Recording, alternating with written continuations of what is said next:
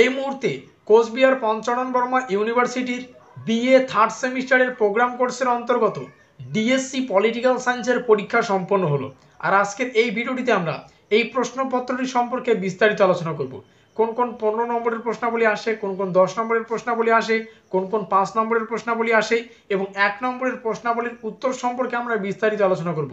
তো তোমরা যারা যারা এই মুহূর্তে পরীক্ষা শেষ করে বাড়ি ফিরছো, অবশ্যই একটু 1 নম্বরের প্রশ্নাবলী মিলিয়ে নাও। আর অবশ্যই কমেন্টে এটা জানাতে ভুলো না আর তোমাদের পরীক্ষা কেমন হয়েছে। তো যাই হোক, শুরু করছে আমাদের আজকের এই স্পেশাল ভিডিওটি। তো ঠিক যেমনটা আমরা আলোচনা করলাম, কোচবিহার পঞ্চানন বর্মা ইউনিভার্সিটির বিএ প্রোগ্রাম কোর্সের অন্তর্গত থার্ড সেমিস্টারের এক্সামিনেশন 2023 সম্পর্কে আমাদের আজকের এই স্পেশাল ভিডিও। আর আজকের এই ভিডিওটিতে আমরা 2023 সালের পলিটিক্যাল সায়েন্সের প্রশ্নপত্র সম্পর্কে বিস্তারিত আলোচনা করব। এই প্রশ্নপত্রে কোন কোন বড় প্রশ্নাবলী আসে, কোন কোন 1 নম্বরের প্রশ্নাবলী আসে এবং এই 1 নম্বরের প্রশ্নাবলীর উত্তর সম্পর্কে আমরা বিস্তারিত আলোচনা করব।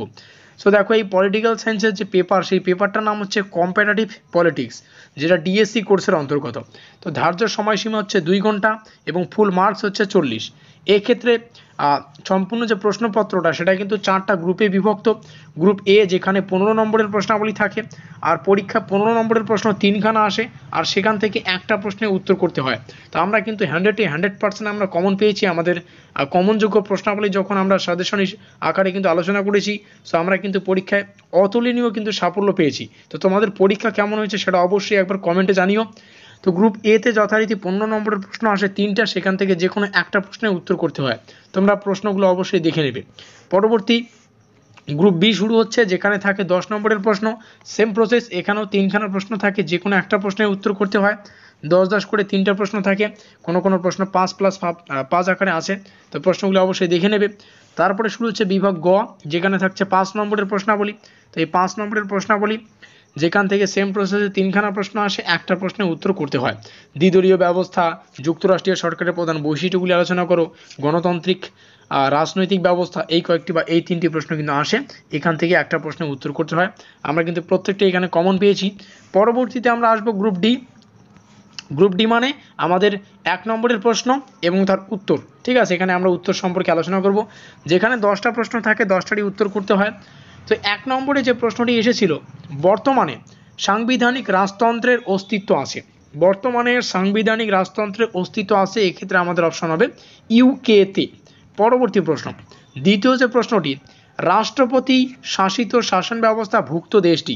রাষ্ট্রপতি শাসিত শাসন ব্যবস্থা ভুক্ত দেশটি, এক্ষেত্রে ইউকে দেখতে পাচ্ছি, ইউএসএ দেখতে পাচ্ছি, দুটোই নাকি কোনোটি নয়। এক্ষেত্রে আমাদের অপশন হবে বি নম্বর, অর্থাৎ ইউএসএ। পরবর্তী প্রশ্ন, একদলীয় শাসন ব্যবস্থা দেখা যায়। 3 নম্বরে যে প্রশ্নটি আসে, একদলীয় শাসন ব্যবস্থা দেখা যায়, কোথায় দেখা যায়? এক্ষেত্রে যে অপশনগুলো রয়েছে তাদের মধ্যে কোনোটি নয়, তাহলে আমরা অপশন নম্বর ডি করব, এদের মধ্যে কোথাও নয়। কারণ একদলীয় শাসন ব্যবস্থা স্পেশালি দেখা যায় মিশর, স্পেন, চীন, জার্মানি। তো এই কয়েকটার মধ্যে কিন্তু একটাও আমরা অপশনে দেখতে পাচ্ছি না, সুতরাং ডি নম্বর আমাদের সঠিক উত্তর। পরবর্তী প্রশ্ন, দ্বৈত নাগরিকত্ব দেখা যায়। দ্বৈত নাগরিকত্ব কোথায় দেখা যায়, প্রশ্নটিতে এটা জানতে চেয়েছে। তো এক্ষেত্রে আমরা যে অপশনগুলো দেখতে পাচ্ছি, এই অপশনের মধ্যে কিন্তু একটাও সঠিক নয়, সুতরাং আমরা ডি নম্বর অপশনটা কারেক্ট করব, অর্থাৎ এদের মধ্যে কোথাও নয়। কারণ দ্বৈত নাগরিকত্ব দেখা যায় সুইজারল্যান্ড, সিরিয়া, এই সমস্ত দেশে, সুতরাং এগুলো কিন্তু আমাদের অপশন নম্বর ডি আমাদের সঠিক করতে হচ্ছে। পরবর্তী প্রশ্নটিতে জানতে চেয়েছে, চীনে ড্যাশটি রাজনৈতিক দল আছে। উত্তরটি খুবই সহজ, চীনে একটি রাজনৈতিক দল আছে। পরবর্তী 6 নম্বরে যে প্রশ্নটি এসেছিল, এককেন্দ্রিক শাসন ব্যবস্থা দেখা যায়। 6 নম্বরে যে প্রশ্নটি আসে, এককেন্দ্রিক শাসন ব্যবস্থা দেখা যায়, এক্ষেত্রে উত্তর হচ্ছে ইউএসএতে। পরবর্তী 7-এ যে প্রশ্নটি আসে, 7 দাগে, তুলনামূলক রাজনীতির কেন্দ্রবিন্দু হলো। ইন্টারেস্টিং প্রশ্ন, দেখো তুলনামূলক রাজনীতির কেন্দ্রবিন্দু এই 3টি, অর্থাৎ বিষয়বস্তু, অঞ্চল, রাষ্ট্র। তো আমরা জাস্ট একটা অপশনকে কারেক্ট করতে পারবো, সুতরাং আমরা ডি নম্বর অপশনটাকে সঠিক করব। তাতে বিষয়বস্তু হবে, অঞ্চল হবে, রাষ্ট্র হবে, অর্থাৎ প্রত্যেকটা বিষয় কিন্তু তৃণমূল রাজনীতির কেন্দ্রবিন্দু।